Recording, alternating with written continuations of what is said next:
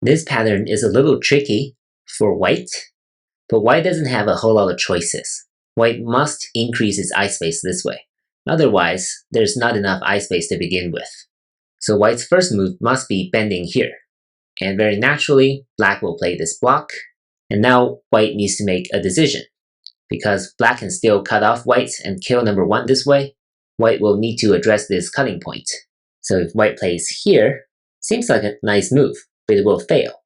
Black can simply reduce white's eye space. If white relents, then now this will be a fake eye. If white plays here, then black can come in here and atari, and this will be a ko. If white connects, this will be a straight 3, and white will die this way. So after number 5, white's best chance is to make a ko, and that is not the correct answer to this problem. White's correct third move is right here. It's really neat.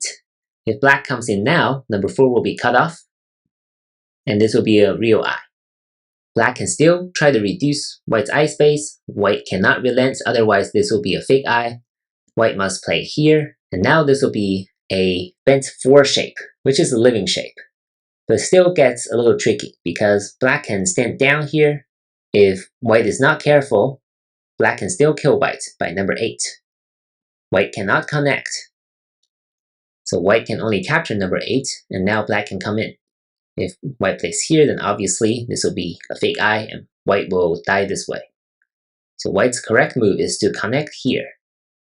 Seems a little dangerous for black to play this atari, but white can connect here, and now black, as we know, cannot play here in the middle because this will be an illegal move for black, like this. So eventually, white will be able to capture black like this, forming 2 real eyes in this process. So 1, 3, and 5 will guarantee white's success in this pattern. It's not that easy to find, but again, white doesn't have a whole lot of choices. So that's why when you see these types of problems where you don't have a whole lot of choices, just slow down a little bit and be confident that you can solve this problem on your own. Good luck, and thank you for watching.